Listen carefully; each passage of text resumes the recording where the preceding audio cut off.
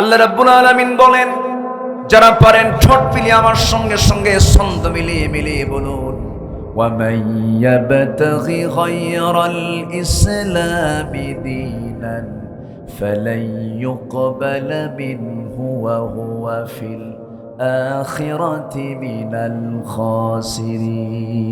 জোরে বলুন আল্লাহু আকবার। যারা আলেম ওলামা তারা তো বুঝে গেলেন, একটু বুঝায়া দিচ্ছি। আল্লাহ রাব্বুল আলামিন বলেন, যে ব্যক্তি ওমাইয়াবতাগি, যে ব্যক্তি তালাশ করবে খায়রাল ইসলামি দীনান, জীবন বিধান হিসাবে, দল হিসাবে, তন্ত্রমন্ত্র হিসাবে, ইজম হিসাবে ইসলামকে বাদ দিয়ে যে ব্যক্তি অন্য কোনো তন্ত্রমন্ত্র গ্রহণ করবে, ইসলাম ছাড়া আরো তন্ত্রমন্ত্র আমার দেশে আছে না নাই? আসতে বলবেন না, আছে না নাই? দল আছে কিন্তু দলের নামের মধ্যে ইসলাম নাই, আছে না নাই? এরকম দল আমার দেশে ছোট না বড়? বলেন বলেন বলেন। যে দলের নামের সাথে ইসলাম নাই, যে দলের ম্যানিফেস্টো ইসলাম নয়, জাতীয়তাবাদ, ধর্মনিরপেক্ষ মতবাদ, সমাজতন্ত্র, পুঁজিবাদ, এই যে সমস্ত মতবাদগুলো আছে এগুলো সব ইহুদিরা তৈরি করেছে, খ্রিস্টানরা তৈরি করেছে, মানুষের তৈরি করা বিধান। আল্লাহ বলছেন, এই সমস্ত বিধানকে যারা গ্রহণ করবে আমার দেওয়া ইসলাম ছাড়া, আল্লাহ বলছেন ফালাই ইউকবালা মিনহু। আলেম ওলামা যারা আছেন, লানে তাকিদ প্রয়োগ করা হলো। আল্লাহ রাব্বুল আলামিন লান শব্দ দিয়ে বুঝায় দিলেন, কখনো কয়েট ইম্পসিবল, তার কোন আমল আমি আল্লাহ রাব্বুল আলামিন কবুল করব না। তার নামাজ কবুল হবে না, রোজা কবুল হবে না, হজ কবুল হবে না, যাকাত কবুল হবে না, দান সদকা কবুল হবে না, তাহাজ্জুদ কবুল হবে না, জিকির আজগার কবুল হবে না।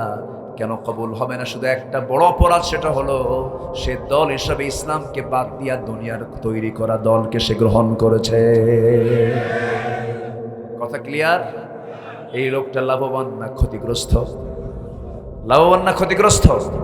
আল্লাহ বলছেন, যদি এই কাজটা করে, ওই যে খুসরান শব্দটা আসছে, আল্লাহ রাব্বুল আলামিন বলেন ওয়াহুয়া ফিল আখিরাতি মিনাল খাসিরিন। জোরে বলুন আল্লাহু আকবার। আমার দেশে ওলামা লীগ ছিল না? ওলামা লীগ ছিল কিনা বলেন? ওলামা লীগ, চিন্তা করে কি করব? অনেক রাত হয়ে যাচ্ছে, 11-12টা বাজতেছে, কি করি? চালাবো? জোরে বলি ইনশাআল্লাহ। একটা লোক নড়ছেন না, খুব ভালো লাগছে, আলহামদুলিল্লাহ। বলি আলহামদুলিল্লাহ। মাহফিলের সৌন্দর্য রক্ষার্থে কেউ নড়বেন না, একটু বসেন। আজকে নিয়ন্ত্রণ করতে পারছি না, কেন জানেন? মাঝখানে ফাঁকা তো, কোন দিক দিয়ে কে উঠলেও টের পাওয়া যাচ্ছে না। একটু বসেন। আচ্ছা ঠিক আছে, ঠিক আছে, উঠবি না নে, ঠিক আছে, আলহামদুলিল্লাহ। আপনার ভাষার মধ্যে সৌন্দর্য আছে, বলি আলহামদুলিল্লাহ। খাবুল হয়তো মাহলুকে, খুব সুন্দর, অনেক সুন্দর ভাষা আল্লাহ তাআলা আপনাদেরকে দিয়েছেন, বলি আলহামদুলিল্লাহ। নাম্বার 3, আল্লাহর সাথে যারা অঙ্গীকার ভঙ্গ করবে, আল্লাহর সঙ্গে ওয়াদা আছে না নাই? ওয়াদা করে আসছি দুনিয়াতে আসার পরে না আগে, মনে আছে না? কই মনে আছে? মনে আছে? কই? এখন কই নাই। মনে আছে? নাই, মনে কিন্তু নাই, কিন্তু ওয়াদা কিন্তু করে আসছে। কোরআন সাক্ষ্য দিচ্ছে। কোরআন কি মিথ্যা কথা কয়? আচ্ছা, মার পেটে আসিলাম, যে মার পেটে ছিলাম, মনে আছে? দেখেন আছে, মার পেটে ছিলাম, মনে আছে? আসলে কি মার পেটে ছিলাম না? মার পেটে ছিলাম, অবশ্যই ছিলাম। যেমন মনে নেই, তেমনি রূহের জগতে আমি ছিলাম, সাক্ষ্য দিয়েছি, আমার মনে নেই। কথা ক্লিয়ার? আমার বন্ধুগণ, সেই রূহের জগতে আমাকে প্রশ্ন করা হয়েছিল, আলাস্তু বিরাব্বিকুম ক্বালু বালা, আমি কি তোমার রব নই? হ্যাঁ তুমি আমার রব, হ্যাঁ তুমি আমার আইনদাতা, তুমি আমার বিধানদাতা, তুমি আমার একমাত্র উপাস্য। তোমার হুকুম ছাড়া, তোমার বিধান ছাড়া কোনো বিধান আমি মানব না। এই রুবুবিয়্যাতের স্বীকৃতি আমরা রূহের জগতে দিয়ে এসেছি। রূহের জগৎ থেকে আমরা চলে এসেছি মার পেটের জগতে। মার পেটের জগতে 9টা মাস আমাকে 24 ঘন্টা যিনি দেখেছেন তিনি আমার কে? আসতে বলবেন না, তিনি আমার কে? আল্লাহ তাআলা আমাকে দেখেছেন। সেই জায়গায় পৃথিবীর কোনো খাবার পৌঁছে নাই, পৃথিবীর কোনো জুস দিয়েও কোনো কেউ উপকার করতে পারে নাই, পৃথিবীর কোনো ডাক্তার সেখানে কোনো ডাক্তারি করতে পারে নাই। মাল পেটের মধ্যে সকল সেবা শুশ্রূষা সকল কিছুর একমাত্র যোগান যিনি দিয়েছেন তিনি আমার কে? আল্লাহ তাআলা দিয়েছেন। এমন সুন্দর জায়গায় সুরক্ষিত রেখেছেন, যারা সন্তানের বাপ হয়েছেন, যারা সন্তানের মা হয়েছেন, তারাই বুঝতে পারবেন আল্লাহ কত বড় দয়ালু। মার পেটের মধ্যে কি একটা সংকীর্ণ জায়গার মধ্যে আল্লাহ তাআলা আমাকে আপনাকে বড় করেছেন। চোখের জায়গায় চোখ দিলেন, কানের জায়গায় কান দিলেন, নাকের জায়গায় নাক দিলেন, মুখের জায়গায় মুখ দিলেন, হাতের জায়গায় হাত দিলেন। আল্লাহ বলছেন, বান্দা আমি তোকে কত সুন্দর করে বানাইছি, আমারে কেমন করে ভুলে যাস? যে সুন্দরী নারীর জন্য তুই অস্থির হয়ে যাস, পাগল হয়ে যাস, ঘুম আসে না, চোখের পানি ফেলে ফেলে কান্দিস, বালিশ ভিজায় ফেলিস, কিন্তু যে সুন্দর নারীকে আমি আল্লাহ বানালাম আমার জন্য কি তোর চোখে পানি নাই রে? যে নারীর জন্য তুই কাঁদিস, যে নারীকে পাবার জন্য কলেজের বারান্দায় দাঁড়ায় থাকিস, ঘন্টার পরে ঘন্টা সময় নষ্ট করিস, যে নারীর জন্য এত অস্থির চিত্ততা নিয়ে থাকিস, সেই সুন্দর করে নারীকে আমি আল্লাহ সুন্দর করে সাজিয়েছি, বানিয়েছি তোর জন্য। অতএব সেই নারীর জন্য যতটুকু কাঁদবি তার জন্য আমার জন্য বেশি করে কাঁদবি রে বান্দা। আল্লাহু আকবার বলেন। আল্লাহ রাব্বুল আলামিন জন্মদান করেছেন আমাকে আপনাকে, মার পেট থেকে তিনি পৃথিবীতে পাঠিয়ে দিয়েছেন। কি সুন্দর তার ডেলিভারি পদ্ধতি!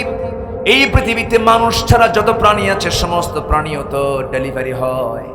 কোন প্রাণীর ডেলিভারির সময় কি সিজার লাগে নাকি?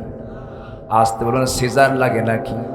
কুকুরের সিজার লাগে, সিগালের সিজার লাগে, কোন প্রাণীর সিজার লাগে না। কিন্তু মানুষের লাগে কিনা বলেন? দাদির সময় কি লাগতো নাকি? বড় দাদির সময় লাগতো নাকি? ভাবির সময় লাগে, ভাবির সময় লাগে না লাগায়? আচ্ছা, আপনারা কি কোনোদিন শুনছেন ডাক্তারের বইয়ের সিজার করা লাগছে? ডাক্তারের বইয়ের সিজার লাগে না। হুজুরের বাড়িতে কোনোদিন মিলাদ হয় না। কি কথা কি বোঝা গেল? হুজুর নতুন বাড়ি করলো মিলাদ দেয় না, জানে যে এই কোনো কাম না, বুঝলে? ডাক্তারের বইয়ের সিজার লাগে না, হুজুরের বাড়িতে মিলাদ লাগে না, পীরের বউ কখনো মুরিদ হয় না, জানে আমার পীর কত নাম্বার লুচ্চা। ঠিক কিনা? আমার দেশে পীর মুরিদের নামে জেনার আড্ডা খেলাও আছে, আছে না নাই? আল্লাহর ধন খাজারে দিয়ে আল্লাহ গেছে খালি হয়, কেউ ফেরে না খালি হাতে খাজারে তোর দরবারে। কি নোংরা কথা, শিরকের কথা, আছে না নাই? তাহলে সিজার কি লাগতো? আজ থেকে সিজার কি লাগতো? লাগা।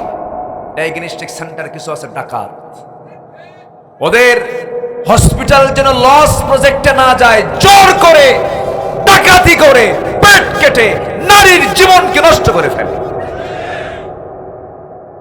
হ্যাঁ, কিছু অ্যাক্সিডেন্ট হতে পারে, কিছু পজিশন, কিন্তু এত না। কিছু ব্যতিক্রম হতে পারে, পজিশন কিছু এলোমেলো হয়, কিন্তু এখন গণহারে যে সিজার পদ্ধতি চালু হয়েছে, এটা কি আল্লাহর দেওয়া? আল্লাহর দেওয়া মানুষের তৈরি? মানুষের।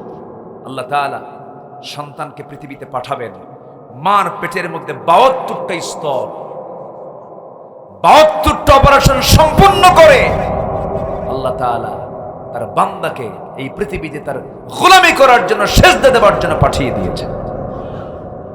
যেরকম সুবহানাল্লাহ। ঘটনা কি? সম্মানিত ভাইয়েরা, অন্ধকার হয়ে গেছে অনেকে, আমি ভাবতেছি হুজুর তো দেখতেছেন, আমি এখন চলে যাই। সবাই বসেন, আমি কিন্তু না দেখলেও দেখছেন কে? আল্লাহ। আমাদের শেষ কাজ হবে আমরা দোয়া করে বিদায় নেব। জোরে বলি ইনশাআল্লাহ। জিকির করি সুবহানাল্লাহ।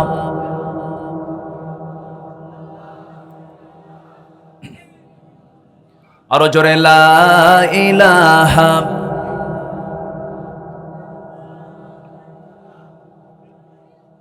আরো জোরে লা ইলাহা সুবহানাল্লাহ আলহামদুলিল্লাহ।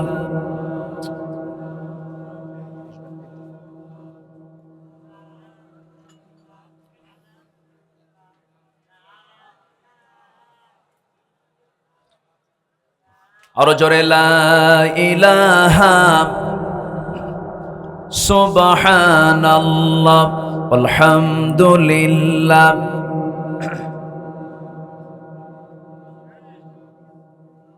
দেরি হলে চলবে না তো, সঙ্গে লোক থাকতে হবে। জিকির করি লা ইলাহা, আমি দেখি না কিন্তু আল্লাহ দেখে। জিকির করি লা ইলাহা,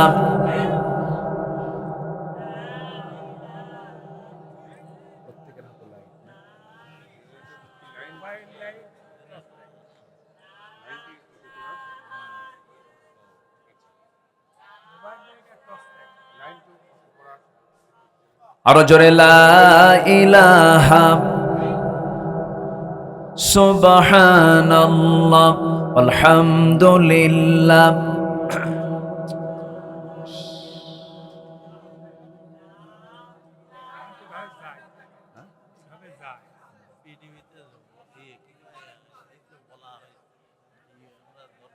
থাকবে না তো, 12টা বেজে গেছে। দেখেন না, দেখেন মানুষ দূর থেকে আসছে।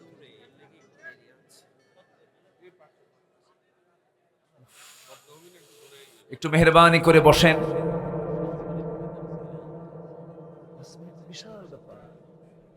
সম্মানিত ভাইয়েরা, একটু বসুন, একটু ধৈর্যশীলতার পরিচয় দিই।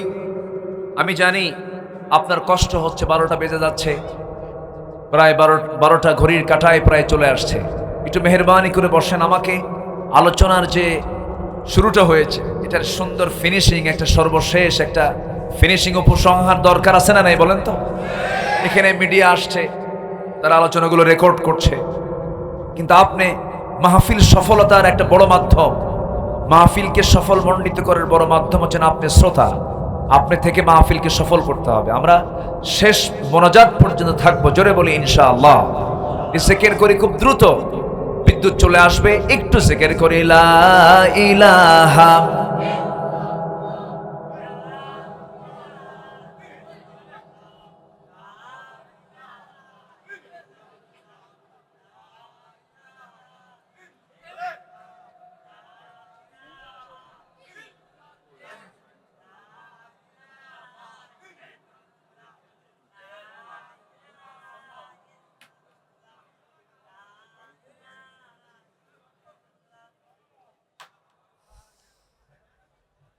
একটা চরম ব্যর্থতা হয়ে গেল, চরম ভুল হয়ে গেল।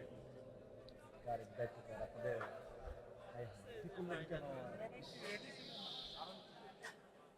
এটা তো 30 সেকেন্ড সময় নিতে হবে, 30 সেকেন্ড।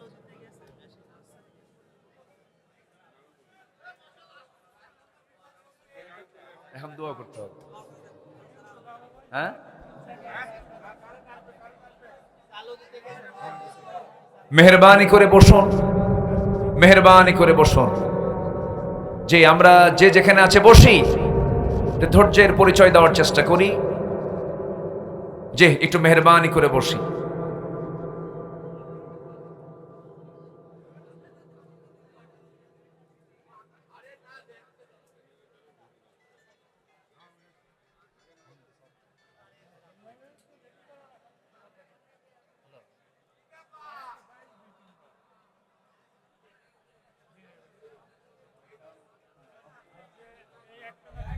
মহান রব্বুল আলামিনের অশেষ শুকর, আজকের এই প্রতিকূল আবহাওয়ার মাঝে আমরা যতটুকু পরিবেশ পেয়েছি বলি আলহামদুলিল্লাহ, জোরে বলি আলহামদুলিল্লাহ। মীর কামারের মাহফিলকে আল্লাহ তুমি কবুল করে নাও। আমাদের ভেতরে যাদের আব্বা আম্মাকে হারিয়েছে যারা, তাদের কবরকে তুমি আল্লাহ জান্নাতের টুকরা বানিয়ে দাও। আশপাশে যত কবরবাসী আছেন, কবরবাসী আযাবকে তুমি আল্লাহ মাফ করে দাও। আমার সঙ্গে যারা বসে আছেন, আমি আশাবাদী সবাইকে নিয়ে আমরা একসঙ্গে দোয়ায় শামিল হব। একটু মেহেরবানি করে, বিদ্যুৎ বিভ্রাটের কারণে, একটু গোলযোগের কারণে একটু এলোমেলো হওয়া স্বাভাবিক। এই জায়গায় আমাদের চরম ধৈর্যের পরিচয় দেওয়াটাই উচিত বলে মনে করি। বলি আলহামদুলিল্লাহ, জোরে বলি আলহামদুলিল্লাহ। একটু বসেন, কোমর ঠিক করলেন এতক্ষণ না? একটু বসেন, আল্লাহ কবুল করুন। জোরে বলি আল্লাহুম্মা আমিন। সম্মানিত ভাইরা, কি বিদ্যুৎ কি আসলো না? জেনারেটর চালু হলো? এত পরে জেনারেটর কেন? ও পানি পড়েছে, আচ্ছা যাই হোক, এর জন্য বাঁচলেন আপনারা। তাছাড়া বড় অভিযোগ এটা আমাদের, জেনারেটর এটা অটোমেটিক হওয়া উচিত, মানে বিদ্যুৎ চলে সেকেন্ডে এটা চালু হয়ে যাবে। সবই তো ঠিক, ঠিক তো কিছুই নাই। আচ্ছা থাক, এটা পড়ে। সম্মানিত ভাইয়েরা, তাহলে কোরআনের ভাষায় মানুষের ক্ষতির দিক কয়টা বলেন তো? 10টা বলেছি, 3 নাম্বার পর্যন্ত, কিন্তু ব্যাখ্যায় যায়নি। নাম্বার 3 হচ্ছে আল্লাহর সাথে যারা অঙ্গীকারকে ভঙ্গ করবে। অঙ্গীকার কি? আমরা রুহের জগতে বলে এসেছিলাম, আমার রবকে, আমার আইনদাতাকে, আমার বিধানদাতাকে, আমার রাষ্ট্র আইন চলে কার? আমার রাষ্ট্র আইন আল্লাহর চলে। কার আইন চলে? বলেন আল্লাহর না মানুষের? আল্লাহর না মানুষের? কিন্তু আইন দরকার কার? যতক্ষণ না আল্লাহর আইন না চালু হবে, আমাদের দায়িত্ব আছে না নাই? দায়িত্ব পালন করলে অঙ্গীকার পূর্ণ হবে, দায়িত্ব পালন না করলে অঙ্গীকার ভঙ্গ করা হয়ে যাবে। আল্লাহ রাব্বুল আলামিন সূরাতুল বাকারার 27 নম্বর আয়াতে বলছেন, আল্লাযীনা ইয়ানকুদুনা আহদাল্লাহি মিন বা'দি মিসাকিহি ওয়া ইয়াকতাউনা মা আমারাল্লাহু বিহি আন ইউসালা ওয়া ইউফসিদুনা ফিল আরদ উলাইকা হুমুল খাসিরুন। জোরে বলুন আল্লাহু আকবার। আল্লাহর সাথে দেওয়া অঙ্গীকারকে যারা ভঙ্গ করবে, আল্লাহ যা বলেছেন, অর্ডার দিয়েছেন, যা তারা ভেঙে ফেলবে এবং যারা জমিনে ফাসাদ সৃষ্টি করবে, আল্লাহ বলছেন এই সমস্ত বান্দাগুলোই হলো ক্ষতিগ্রস্ত বান্দা। নাম্বার 4 হলো আল্লাহর সাথে সাক্ষাৎ করাকে যারা অস্বীকার করবে। আল্লাহর সঙ্গে সাক্ষাৎ সবার আছে না নাই? আসতে বলবেন না, আছে না নাই? দুনিয়াতে না আখিরাতে? দুনিয়াতে না আখিরাতে আল্লাহর সঙ্গে বান্দার সাক্ষাৎ হয়ে যাবে সেদিন।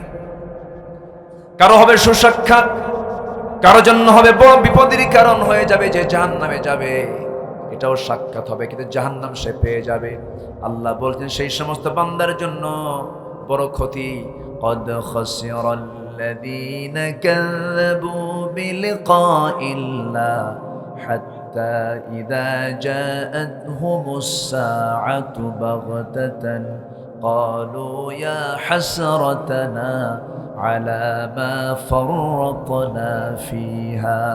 جربون الله أكبر. সূরাতুল আনআম 31 নম্বর আয়াত। ওই সমস্ত বান্দার জন্য বড় ক্ষতি যারা আল্লাহর সঙ্গে সাক্ষাৎ করাকে যারা অস্বীকার করেছিল। হুজুরদের ওয়াজ শুনতো, আলেমদের ওয়াজ শুনতো, আর মুস্কি মুস্কি হেও করে হাসি মেরে বলতো, হুজুর কি কথা কয়, কোন দিন মরব আল্লাহর সঙ্গে সাক্ষাৎ করবো, মিছা কথা। এরকম বলার লোক আছে না নাই? বলেন আছে। তাদের জন্য বড় ক্ষতি।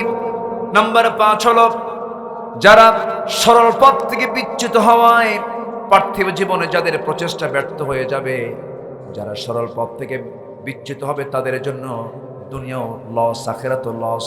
আল্লাহ বলছেন, কুল হাল নুনাব্বিউকুম বিল আখসারিনা আ'মালা আল্লাযীনা দাল্লা সা'য়ুহুম ফিল হায়াতিদ দুনিয়া ওয়া হুম ইয়াহসাবুনা আন্নাহুম ইউহসিনুনা সুনআ। জোরে বলুন আল্লাহু আকবার। নাম্বার 6 হলো আল্লাহর পথ থেকে বিচ্যুত হয়ে নিজে এবং পরিবারগ্রস্তকেই ক্ষতিগ্রস্ত করে ফেলবে। ফা'বুদু মা শি'তুম মিন দুনিহি কুল ইন্নাল খাসিরিনা আল্লাযীনা খাসিরু আনফুসাহুম ওয়া আহলিহিম ইয়াওমাল কিয়ামাহ আলা যালিকা হুয়াল খুসরানুল মুবিন। প্রত্যেকটা আয়াতে খুসরান শব্দ আছে না নাই? আছে। আমার বন্ধুগণ, নাম্বার 7 হলো ক্ষণকালীন পার্থিব জীবনে যারা আল্লাহকে ভুলে গিয়ে যারা ভোগ বিলাসে মত্ত হয়ে যাবে। আমার বন্ধুগণ, পুলিশের বেতন হাউন আঙ্কেল আছে না নাই? পুলিশের বেতন হলো 50,000, তার রিসোর্টের মালিক সে 500 কোটি টাকার মালিক। আবার আমি দুবাই সফরে গিয়েছিলাম, দুবাইয়ে গিয়ে দেখি বুর্জ খলিফার পাশে তার প্লট নেওয়া আছে। এই যে হাজার হাজার কোটি টাকা যে লোপাট করলো, এটা মূলত লাভ না লস? আসতে বলবে না, লাভ না লস? আমার দেশে বিগত 16 বছর যে ক্ষমতাসীনদেরকে পেয়েছিলাম, তারা কি চোর না বড় চোর? পুকুর চোর না সাগর চোর? সাগর চোর। এমন সংসার আমাদেরকে দিয়ে চলে গেছে যে সংসারের ঋণ হলো 18 লক্ষ কোটি টাকা।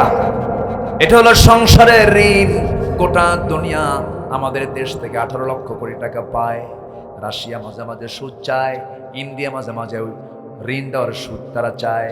18 লক্ষ কোটি টাকা দেশকে ঋণগ্রস্ত করে দেশ থেকে তারা পালায়া গেলেও তারা খালি হাতে যায় নাই, তারা নিয়ে গেছে, হাতেই নিয়ে গেছে 11 লক্ষ কোটি টাকা।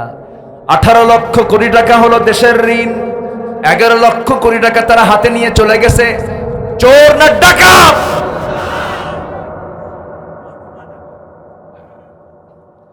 আমার বন্ধুগণ, কিন্তু মূলত আল্লাহর ভাষায় এটা লাভ না লস?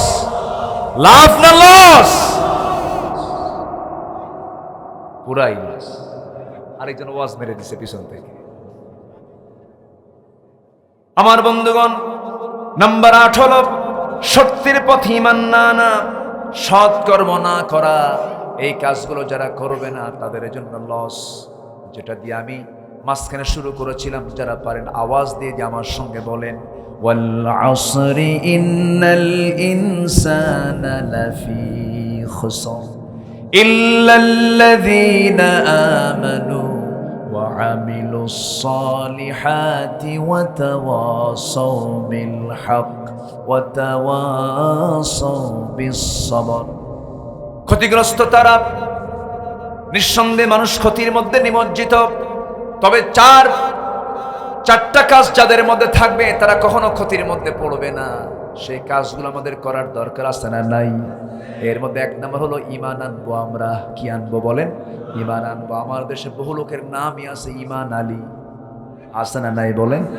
নামাজ পড়ে না। নাম হলো রমজান আলী, রমজান মাসে দুপুরবেলা ভাত খায়। নাম কি? রমজান আলী। নাম হলো খোকা মিয়া, বয়স 80 বছর। নাম কি? নাম হলো বাদশা মিয়া, ভিক্ষা করে। কি করে? নাম দিয়ে তো কাজ হবে না। ঈমান আলী নাম রেখে জান্নাত পাওয়া যাবে না।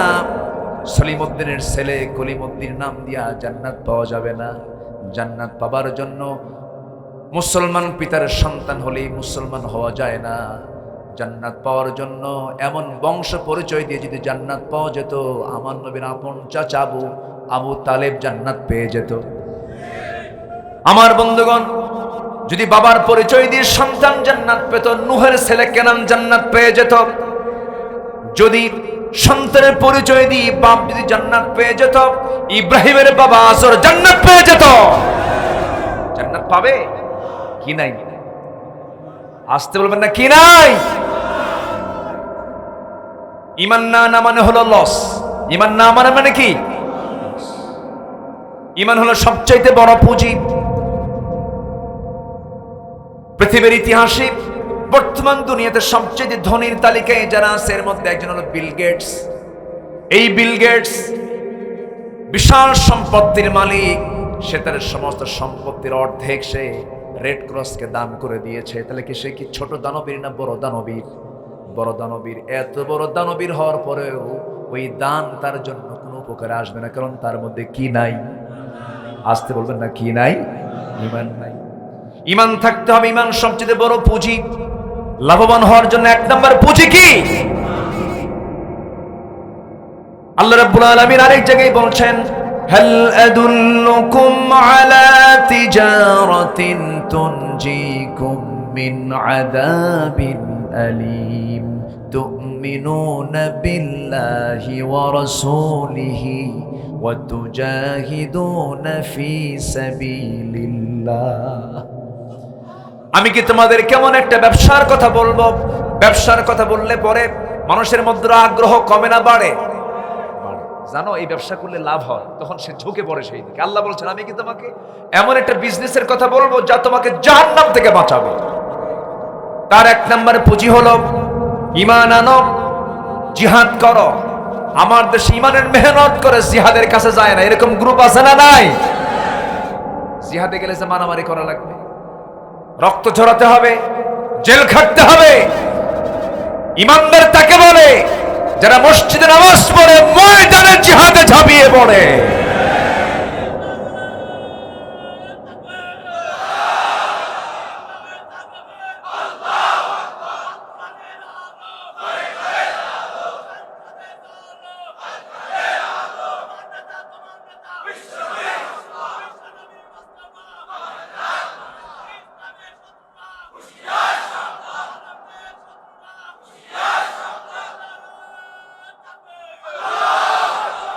সম্মানিত ভাইয়েরা, ওয়ামিলুস সলিহাত, চারটা কাজ। 2 নম্বর কাজ হলো যারা নেক আমল করে। জিহাদ তো এর মধ্যে নাই।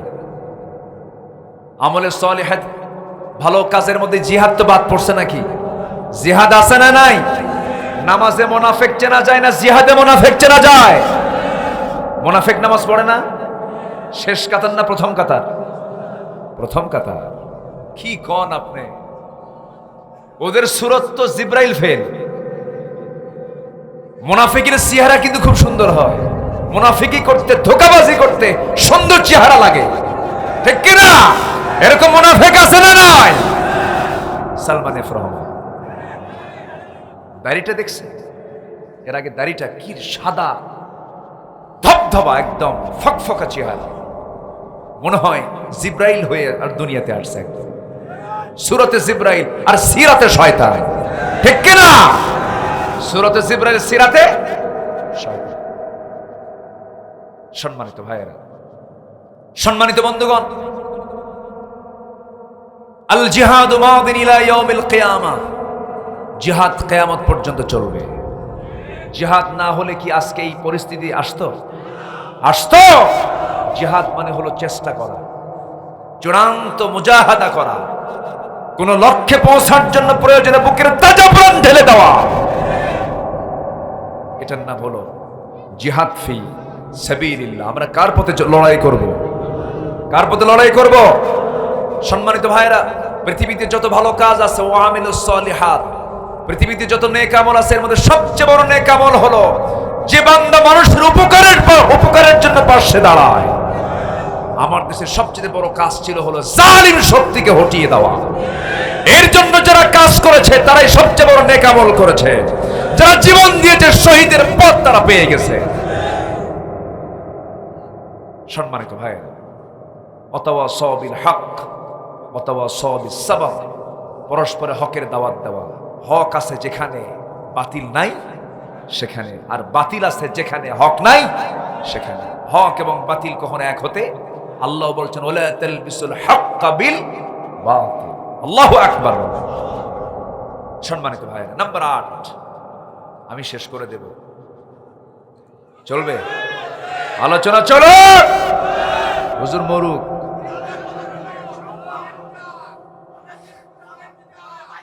আলহামদুলিল্লাহ, ঠিক আছে। অনেক লোক অনেক দূর থেকে আসছে, অনেক মা বোনরা আসছে। তাহলে সম্মানিত ভাইয়েরা, মুনাফিক চেনার জন্য মসজিদ আগে দরকার না জিহাদ আগে দরকার? মসজিদ আগে দরকার না ময়দান আগে দরকার? জিহাদ করতে গিয়ে নামাজ 2 ওয়াক্তকে একসঙ্গে পড়েছেন নবী আলাইহিস সালাতু ওয়াস সালাম, সাহাবায়ে কেরাম আছে না নাই? আছে। সম্মানিত ভাইরা, জিহাদ হচ্ছে সর্বোচ্চ চূড়ার নাম। যে ব্যক্তি জিহাদের প্রতি অনীহা রাখবে তার মরণ হবে জাহেলি মরণ হবে। এটাকে অনেকে ইনকার করতে চায়। আমার নবীজি এই দিন কায়েমের জন্য জিহাদের পথে কি একবার গেছেন না বারবার গেছেন? একবার গেছেন না বারবার গেছেন? বদরে গেলেন, 1 বছর গেলই না, উহুদের ডাক আসলো। উহুদের ময়দানে সবচেয়ে বেশি রক্ত ঝরেছে কোন ব্যক্তিটার বলেন তো? মুহাম্মদ সাল্লাল্লাহু। তাহলে নবীজি কি সাহাবীদের সামনে ছিলেন না পিছনে ছিলেন? আমার দেশে কিছু দল আছে, নেতা অনলাইন ভার্চুয়াল করে, আছে না নাই? আমার দেশে কিছু দল আছে, দলের নেতা পিছনে থাকে, কর্মীদের সামনে দিয়ে বলে যা, আমি পিছে আছি, আছে না নাই? আমার নবীজি পিছনে না আগে। আমার নবীজি গরিবের বন্ধু ছিলেন, তিনি নিজে গরিব ছিলেন। আর আমার দেশে গার্মেন্টসের মালিক হয় গরিবের বন্ধু, বুঝেন না? এত ধোকাবাজ নেতা আমার দেশে আছে, এখনো আছে, আতিপাতি নেতা এখনো আছে, আছে না নাই? সংস্কার করতে হবে। ঢাকা ইউনিভার্সিটিতে তোফাজ্জলকে যারা হত্যা করেছে ওই সন্ত্রাসীদের দৃষ্টান্তমূলক বিচার হওয়া দরকার। এই কুষ্টিয়াতে আবরার ফাহাদের বাড়ি, কুষ্টিয়া না, কুমারখালীতে বাড়ি। আবরার ফাহাদকে যারা হত্যা করেছে ওদের প্রেতাত্মারাই ঢাবিতে আবার তারা রক্ত ঝরিয়েছে, তোফাজ্জলকে হত্যা করেছে। যেই হোক না কেন, অপরাধী নিজের সন্তান হলেও অপরাধীর অপরাধকে নিশ্চিত করতে হবে, শাস্তি নিশ্চিত করতে হবে। সম্মানিত ভাইয়েরা, সম্মানিত বন্ধুগণ, আমার নবীজি বদরে গেছেন, উহুদে গেছেন, রক্তাক্ত হয়েছেন উহুদে। কে না জানেন কথাগুলো? নবীজি নিজে সামনে দাঁড়িয়ে বলেন, সাহাবীরা সবাই তোমরা নির্দিষ্ট জায়গায় দাঁড়িয়ে যাও, এবং যুদ্ধের প্রস্তুতি নিচ্ছেন। সেই দিন আমার নবীর হাতে তসবিহ না তরবারি? তসবিহ না তরবারি? নবীর গায়ে যুদ্ধের পোশাক, মাথায় পাগড়ি, টুপি না হেলমেট? রাসূলকে একটু দেখেন তো স্বপ্নে, রাসূলকে একটু কল্পনায় দেখেন তো। উহুদের ময়দানে আমার নবীজি ঘোড়ায় চড়েছেন, হাতে তরবারি নিয়েছেন, লৌহ বর্ম পরিধান করেছেন, বর্শা হাতে নিয়েছেন, কিছু সামান খাবার হাতে নিয়েছেন, শুষ্ক কিছু খাবার নিয়েছেন। আমার নবীজি 3000 সৈন্যের বিরুদ্ধে 1000 সাহাবী রওনা করেছেন। 300 জন মুনাফিক বের হয়ে গেছে, হতাশ চিত্ততা না প্রকাশ করে 700 জন বাকি নিয়ে উহুদের প্রান্তরে তিনি সামনে দাঁড়ালেন। যুদ্ধের বিজয় হয়ে গেছে প্রায়, কিন্তু আমার নবীর কিছু আদেশকে ভুলবশত একটু না মানার কারণে একটা চিকন গলি পথ দিয়ে রাসূলকে টার্গেট করে একটা অতর্কিত হামলা যখন শুরু হয়ে গেল, রাসূল অস্ত্রশূন্য ছিলেন, সাহাবীরা কিছু অস্ত্রশূন্য হয়ে পড়েছিলেন, হাতে অস্ত্র ছিল না। ওই সময় রাসূলকে তারা টার্গেট করে বৃষ্টির মতো তীর মারা শুরু করেছে। সেই তীর মারা দেখে 10-12 জন সাহাবী দৌড় মেরে এসে নবীর চতুর্পাশে দাঁড়িয়ে বলছেন, হুজুর আপনি এক জায়গায় দাঁড়িয়ে থাকুন, যত তীর লাগবে আমাদের গায়ে লাগবে, আপনার গায়ে লাগাতে দেব না। আমার নবীজি আক্রান্ত হলেন, 10 জনই দুনিয়া থেকে বিদায় নিয়েছে সাহাবীরা। দাজান রাদিয়াল্লাহু তাআলা আনহু নামে এক সাহাবী রাসূলকে জড়িয়ে ধরলেন। সিরাত গ্রন্থে এসেছে তার পিঠে এত পরিমাণ তীর এসে লেগেছিল, 70 থেকে 80টা তীর বিদ্ধ হওয়ার দাগ ফুটে উঠেছে। উনি শাহাদাত বরণ করলেন। আমার নবীজি একাকী পড়ে গেলেন। কাফেরদের একটা টিম, ইবনে কাইমিয়া নামে একজন কাফের হাতের মধ্যে পাথর নিয়ে নবীজির মাথা বরাবর একটা পাথর মেরে দিল। নবীজির মাথায় লাগলো, ফিঙ্কি দিয়ে রক্ত পড়া শুরু হয়ে গেল। হেলমেট লোহা দিয়ে বানানো, হেলমেটের চিকন একটা ফলা ছিল, লোহার মতো ফলা, চিকন ফলা গিয়ে নবীজির শক্ত কপালের হাড়ের মধ্যে গেঁথে গেল। আরেকটা আঘাত গাল বরাবর মারা হলো, শিরস্ত্রাণের আঘাত এসে লাগলো, শিরস্ত্রাণের চিকন লোহা নবীজির গালের মধ্যে বিদ্ধ হয়ে গেল। আর একটা পাথর যখন মারল মুখ বরাবর, সামনের সুন্দর দুটি দাঁত ভেঙ্গে পড়ে গেল, মুখ থুবড়ে আমার নবীজি পড়ে গেলেন। কাফিরদের মধ্য থেকে উচ্চ আওয়াজে প্রচার হয়ে গেল, কুতিলা মুহাম্মদ, মুহাম্মদ নিহত হয়ে গেছে। আমার নবীজি মুগ্ধ প্রহদের প্রান্তরে তিনি উপর হয়ে পড়ে থাকলেন। আমি যতবার মক্কায় গেছি, মদিনায় গেছি, মদিনায় গেলে পরে বারবার আমি উহুদের ময়দানে যেতাম, বারবার আমি উহুদের ময়দানে চলে যাই। শুহাদায়ে উহুদে ৭০ জন সাহাবীর লাশ সেখানে সমাহিত করা হয়েছে। ৭০ জনের জানাজা পড়িয়েছেন মুহাম্মদ সাল্লাল্লাহু আলাইহি ওয়াসাল্লাম। আমার নবীজি সেই যুদ্ধের ময়দানে নিজে রক্তাক্ত হয়ে জমিনে তিনি উপর হয়ে পড়ে থাকলেন। সব সাহাবীরা চিৎকার মেরে মেরে কাঁদতেছে, রাসূল বুঝে ইন্তেকাল করেছেন। একজন জ্ঞানী সাহাবী সাইয়েদনা আলী মনে মনে চিন্তা করলেন, না না, রাসূল মারা যেতে পারেন না। তন্ন তন্ন করে খুঁজে খুঁজে বের করলেন, রাসূলকে কাছে পেয়ে দেখেন নবীজির চেহারা, দাড়ি, মুখ সব রক্ত দিয়ে মলিন হয়ে গেছে, চেনা যাচ্ছে না। চুলগুলো, দাড়িগুলো সব রক্তে লাল হয়ে গেছে, পোশাকটা রক্তে লাল হয়ে গেছে। আমার নবীজির এমন দৃশ্য দেখে সাইয়েদনা আলী কাঁদতে কাঁদতে বলছেন, হুজুর এই মক্কাবাসীর জন্য আপনি লানত করুন। রাসূল বলছেন, না ওরে আলী, এমন বদ্দ আমি আমার মুখ থেকে কখনো বের করব না। তবে আলী একটা কথা জেনে রেখে দিও, আমার দেহ থেকে দিন কায়েমের জন্য যখন এই জমিনে রক্ত ঝরেছে, এই জমিনেই দেখবে কালিমার পতাকা বিজয়ী বেশে উড্ডীন হয়েছে। কালিমার বিজয়ের জন্য রক্তের দরকার আছে না নাই? আসতে বলবেন না, আছে না নাই? নবীর দেহ থেকে রক্ত ঝরেছে কি ঝরে নাই? ঝরেছে। নূহ আলাইহিস সালাম রক্ত ঝরিয়েছেন, জাকারিয়া আলাইহিস সালাম রক্ত ঝরিয়েছেন। অনেক সাহাবী, অনেক আল্লাহর পয়গম্বর শাহাদাত বরণ করেছেন। আমার নবীজিকে সেই জায়গা থেকে সাইয়েদনা আলী কোলে করে উঁচু পাহাড়ের উঁচু জায়গায় শোয়া রাখলেন। নবীজি মুখটা, চোখটা বন্ধ হয়ে আছে, চোখটা খুলেই দেখেন সাহাবে কেরাম তার সেবায় ব্যাকুল হয়ে পড়েছে, ব্যস্ত হয়ে পড়েছে। এর মধ্যে একজন সাহাবীকে দেখলেন, যে সাহাবী রাসূলকে খুব ভালোবেসেছেন। নবীজির কপালে বিদ্ধ লোহা দেখে সঙ্গে সঙ্গে সেই সাহাবী করলেন কি, হাতটা লাগায় দিলেন, টান মেরে লোহাটা বের করবেন কিন্তু পারতেছেন না, শক্তভাবে গেঁথে গেছে। সঙ্গে সঙ্গে সেই সাহাবী উবাইদ ইবনুল জাররাহ রাদিয়াল্লাহু তাআলা আনহু ভাবলেন, হাত দিয়ে টান দিল, নবীজি কষ্ট বেশি পাবেন, দাঁত লাগায় দিলেন।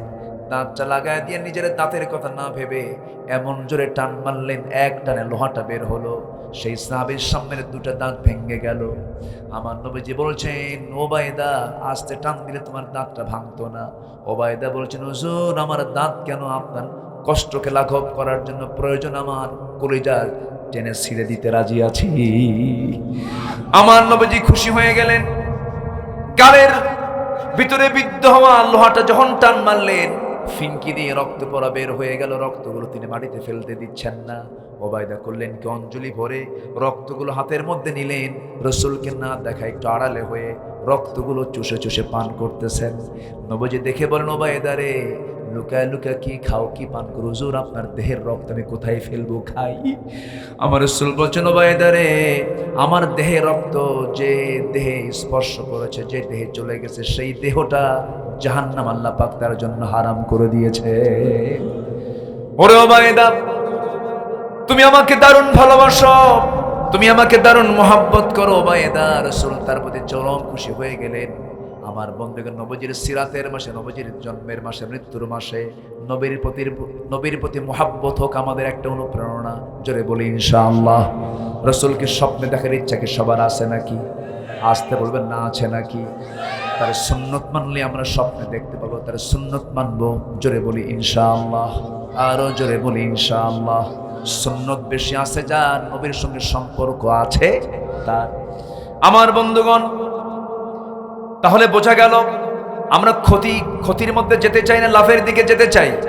লাভের দিকে যেতে চাইলে এই 10টা কাজ থেকে আমরা নিজেকে দূরে রাখবো। নাম্বার 9 হলো বাতিলের প্রতি বিশ্বাস স্থাপন। আল্লাহকে অস্বীকার করবে যারা, তারা হলো ক্ষতিগ্রস্ত। বাতিলের প্রতি বিশ্বাস স্থাপন আছে না নাই বলেন? আমার দেশে এমন দলের নেতা আছে যারা বলে আনসিন ইজ নাথিং, যা দেখি না বিশ্বাস করি না। এটা কমিউনিজমের একটা মন্ত্র। কমিউনিস্ট পার্টিদের মন্ত্র হল আনসিন ইজ নাথিং, যা দেখা যায় না, বিশ্বাস করা যায় না। ওই সমস্ত ব্যক্তিরা বাতিলকে বিশ্বাস করে নিয়েছে। আল্লাহ বলছেন তারা ক্ষতিগ্রস্ত হয়ে গেল। আল্লাহ রাব্বুল আলামিন সূরাতুল আনকাবুতের 52 নম্বর আয়াতে বলছেন, কুল কাফা বিল্লাহ আল্লাহ রাব্বুল আলামিন বলছেন, কুল কাফা বিল্লাহি বাইনি ওয়া বাইনাকুম শাহীদান ইয়ালামু মা ফিস সামাওয়াতি ওয়াল আরদ ওয়াল্লাযীনা আমানু বিল বাতিল ওয়া কাফারু বিল্লাহ উলাইকা হুমুল খাসিরুন। জোরে বলুন আল্লাহু আকবার। আল্লাহ রাব্বুল আলামিন বলেন, যারা বাতিলের প্রতি ঈমান আনে, তাহলে ঈমান বাতিলের প্রতি আনা হয়। তাহলে ঈমানদার, বাতিল ঈমানদার আছে না নাই? কোরআনের ভাষায় তারা কি ঈমানদার? বাতিল ঈমানদার। এবং যারা আল্লাহকে অস্বীকার করবে তারাই হলো ক্ষতিগ্রস্ত। নাম্বার 10, সর্বশেষ যে পয়েন্ট আমি বলতে চাই, পার্থিব জীবনের স্বার্থে ঈমানের পর কুফরিকে প্রাধান্য যারা দেবে, অর্থাৎ যারা ঈমানকে দুনিয়ার কাছে বিক্রি করে ফেলবে, এমন লোক বুঝি পাবনাতে নাই? আসতে বলবেন না, আছে না নাই? বিশ্ব ইসলামী আন্দোলনের অন্যতম সিপাহ সালার শহীদ আল্লামা মতিউর রহমান নিজামী আপনার জেলার গর্ব, আলহামদুলিল্লাহ বলেন। জোরে বলি আলহামদুলিল্লাহ। এত বড় নেতা, শুধু তিনি এই দেশের সম্পদ নয়, গোটা বিশ্বের সম্পদ। আল্লাহু আকবার বলেন। গোটা বিশ্ব ইসলামী নেতৃত্বের এক সফল নেতা মতিউর রহমান নিজামী রাহিমাহুল্লাহ, তিনি পাবনার মাটিতেই শুয়ে আছেন। আল্লাহ তুমি তার কবরটাকে জান্নাতের টুকরা বানায় দাও। জোরে বলি আল্লাহুম্মা আমিন। তারা চেয়েছিল নেতৃত্ব শূন্য করতে, নেতৃত্ব শূন্য হয় না ইসলামের কখনো। ইসলামের নেতৃত্ব শূন্য কেউ করতে পারবে না। ইসলাম কারো বাবার নয়, ইসলাম কার? আল্লাহ। সম্মানিত ভাইরা, সম্মানিত বন্ধুগণ, এই সমস্ত ব্যক্তিরা আমাদের সবচাইতে বড় রাহবার। তারা আমাদেরকে পথ দেখিয়েছেন। কুসুমাস্তীর্ণ পথে যে জান্নাত পাওয়া যাবে না, তার দৃষ্টান্ত হচ্ছেন তারা। ফাঁসি হওয়ার আগ দিয়ে ছেলের সঙ্গে বাবার কথোপকথন হচ্ছে। ছেলেকে বাপ বলছে, বাবা আমার জানাজা কে পড়াবে? তুমি বলে দাও, তুমি আমার জানাজা পড়াবা, আমার গোসলটা করায় দিবা, তুমি আমার জানাজা পড়াবে, তুমি যাবে সাথে, তোমার আম্মুকে সাথে নিয়ে যাবে না, তোমার আম্মু গেলে তোমার আম্মার কষ্ট হবে, সেজন্য ঢাকায় থেকে যায়। রাত্রে তার মৃত্যু হবে, বিকেলে তার সন্তানের সঙ্গে কত কথোপকথন হচ্ছে। কত বড় আল্লাহওয়ালা হলে পরে এমন সবর তার মধ্যে থাকতে পারে? বলি আলহামদুলিল্লাহ। জল্লাদ তাকে নিয়ে যাচ্ছে, নিয়ে যাবে ফাঁসির মঞ্চের দিকে। ওনাকে বলা হলো, আপনার সময় হয়ে যাচ্ছে। তিনি বললেন, আমাকে একটু নামাজ পড়তে দিবেন? হ্যাঁ পড়েন। নামাজটা সারলেন, মুস্কি হাসি দিলেন। জল্লাদের জবানবন্দি, জল্লাদ বলছে, বহু আসামির ফাঁসির রায় কার্যকর করেছি, টেনে হেঁচড়ে শেষরে নিয়ে তাদেরকে নিয়ে যেতে হয়েছে, কিন্তু আমি লক্ষ্য করে দেখেছি এই কেমন আসামি, এই কেমন আসামি যাকে ধরার জন্য আমরা পারছি না, সে দৌড়া দৌড়ে ফাঁসির মঞ্চের দিকে দৌড়িয়ে যাচ্ছে। ইয়া আইয়াতুন নাফসুল মুতমাইন্নাহ ইরজিই ইলা রাব্বিকা রাদিয়াতাম মারদিয়া ফাদখুলি ফি ইবাদি ওয়াদখুলি জান্নাতি। তারা জান্নাত দেখে দেখে ফাঁসির মঞ্চের দিকে চলে গেছে। তারা দুনিয়াকে দাম দিয়েছেন না আখিরাতকে দাম দিয়েছেন? তারা দুনিয়াকে বিক্রি করেছেন আখিরাতের বিনিময়ে। আখিরাতের বিনিময়ে তারা দুনিয়াকে বিক্রি করেন না, ঠিক কি না? আল্লাহ তাআলা আমাদের সবাইকে বুঝার তৌফিক দান করুন। জোরে বলি আল্লাহুম্মা আমিন। আরো জোরে আল্লাহুম্মা আমিন। আল্লাহ রাব্বুল আলামিন দুনিয়ার বিনিময়ে যারা আখিরাতকে বিক্রি করবে তাদের ব্যাপারে বলছেন তারা বড় ক্ষতিগ্রস্ত হয়ে যাবে, তারা বড় ক্ষতিগ্রস্ত হয়ে যাবে। বিআন্নাহু মুস্তাহাব্বুল হায়াতাদ দুনিয়া আলাল আখিরাহ وأن الله لا يهدي القوم الكافرين أولئك الذين طبع الله على قلوبهم وسمعهم وأبصارهم وأولئك هم الغافلون أجرم أنهم في الآخرة هم الخاسرون এখানেও খাসিরুন শব্দ আছে না নাই? আছে। খুসরানের দিকে যাওয়া যাবে না, নোকসানের দিকে যাওয়া যাবে না, ফাইজুন হতে হবে, মুফলিহুন হতে হবে।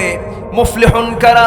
قد أفلح المؤمنون الذين هم في صلاتهم خاشعون والذين هم عن اللغو معرضون والذين هم للزكاة فاعلون والذين هم لفروجهم حافظون। সফল তো তারা যারা নামাজটাকে সুন্দর করে আদায় করে, যারা যাকাতটা ঠিকমতো আদায় করে, যারা জিহ্বার লাগাম লাগায়, বেহুদা বাজে কোনো কথা মুখ থেকে বের করে না, এবং যারা লজ্জাস্থানের যারা হেফাজত করে। এরপর আল্লাহ বলছেন ওয়াল্লাযীনা হুম লিআমানাতিহিম ওয়া আহদিহিম রাউন। যারা আমানত ঠিক রাখে, যারা ওয়াদা ঠিক রাখে। আমানতদারিতাটা কি? যেমন বউয়ের কাছে স্বামী হলো আমানত, স্বামীর কাছে বউ হলো আমানত। স্ত্রীর যে যৌবন সেটা উজাড় করবে স্বামীর কাছে, স্বামীর যৌবন উজাড় করবে স্ত্রীর কাছে। কিছু কিছু মহিলা আছে স্বামীর কাছে যৌবন না দিয়া আরেকজনের কাছে যৌবন দেয়, এমন বউ বুঝি পাবনা জেলায় নাই? কব কথা কব, বলবো বলবো বলবো। আবার কিছু স্বামী আছে বউকে সুন্দর করে পরপুরুষকে দেখাতে খুব পছন্দ করে, আছে না? নিজের বউটা একটু সুন্দর দেখতে, সুন্দর দেখতে, চামড়াটা সাদা, নাকটাই একটু উঁচা প্রশস্ত, কপাল চেহারাটা সুন্দর, চুলগুলো বড় বড়, কিন্তু এই যে সুন্দর চেহারা সুন্দর যৌবন একমাত্র ওই মেয়েকে দেখবে তার স্বামী। পৃথিবীর কোনো পুরুষ তার দেখা জায়েজ নাই। এটা কে বলে দিয়েছেন? কিন্তু কিছু পুরুষ আছে, কিছু স্বামী আছে বউকে দেখায় বেড়ায়, আসে না নাই? R1 কি হুন্ডা আছে নাকি? R1 5, হ্যাঁ এখন 5 6 আসছে নাকি? দেখেন 6ও আসছে, সব জানে তো। R1 5, তার R1 5-এ প্যাসেঞ্জার পিছনে বসে আর ড্রাইভার সামনে বসে। তো ড্রাইভারের সিট আর প্যাসেঞ্জারের সিট উঁচা কোনটা বেশি? প্যাসেঞ্জার। প্যাসেঞ্জারের সিটটা হলো উঁচা আর ড্রাইভারের সিটটা হলো নিচু। তো ড্রাইভার তো স্বামী, বউ হলো প্যাসেঞ্জার। তো বউ থাকে দোতলায় আর স্বামী থাকে নিচতলায়। গোটা পাবনা টেবুনিয়া টু মুজাহিদ ক্লাব, ওইদিকে গাছপাড়া, বুঝতেছেন সিরি নামি? আচ্ছা, গোটা শহর একেবারে একটা মানে মোহরা দিল। এবং সে R1 5-এর আবার যে হাওয়া বের হয় ওটাকে কি কয়? স্যালেঞ্জার আউট, বিকট আওয়াজ, মানে আমি যাচ্ছি, হয়ে যাচ্ছে একটা কিছু, আছে না নাই? বেহায়া হলে যা হয়। গোটা শহর ঘুরে বেড়ালো, বুঝালো আমার বউ একখান। একজন কইছে মা, যখন নাউজুবিল্লাহ। কিন্তু মেয়েদের দাম কি এরকম? মেয়েদের দাম আছে না নাই? কিন্তু মেয়েদেরকে যারা পণ্য সামগ্রী বানায় তারা হলো চরিত্রহীন লম্পট। মার পায়ের নিচে জান্নাত রেখে দিয়েছেন কে? অনেক মা বোন মাহফিলে আসছেন, একটু বলা দরকার। সম্মানিত ভাইয়েরা, সারাদিন হুন্ডায় ঘুরায়া সন্ধ্যার দিকে চলে আসলো হার্ডিন্স ব্রিজের পাশে, লালন শাহ সেতুর পাশে, পারমাণবিক চুল্লির ঠিক 3টার কর্নারে 4টা, আচ্ছা একটা বাড়ছে মনে হয়। আচ্ছা, দাঁড়ায়া বউকে বলল একটু দাঁড়াও তো, চুলটা সাজাও, কপালটা সাজাও, ঠোঁটটা সাজাও, চেহারাটা সাজাও, অর্ধলগ্ন করে সুন্দর একখান একেবারে iPhone 16 Pro ছবি একখান তুললো, ম্যাক্স না কি ট্যাক্স আল্লাহ জানে, তুইলা ছবিটা সুন্দর করে আরো সুন্দর ডিজাইন করে ফেসবুকে পোস্ট করে লিখতেছে, প্রিয় ভাইয়েরা আসুন সবাই মিলে আমার বউটাকে জামাতের সাথে দেখি। জোরে কোন নাউজুবিল্লাহ।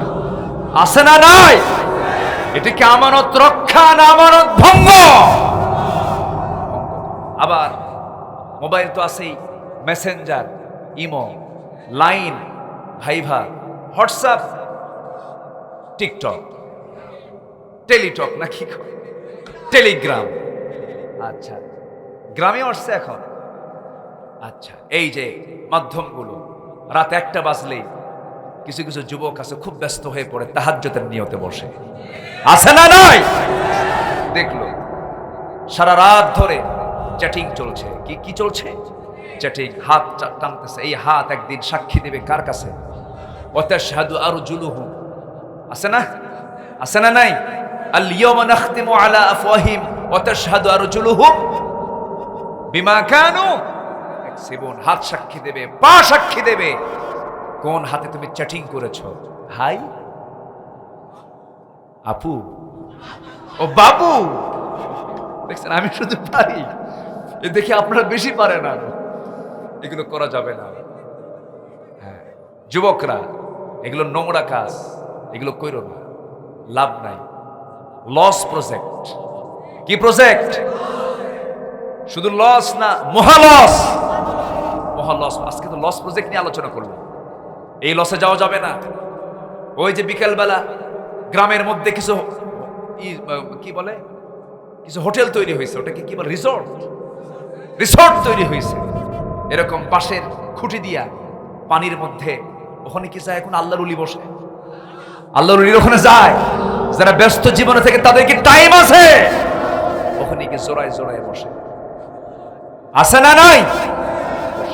বসে বসে গল্প করে, টাইম পাস করে। এই নোংরামিগুলো বন্ধ করতে হবে। এখন সময় এসেছে সবাই হাত শক্ত করে পিটাইয়া সোজা করতে হবে। সবাই স্ব স্ব জায়গা থেকে সজাগ হয়ে যায়। মোবাইল খুব সাবধান।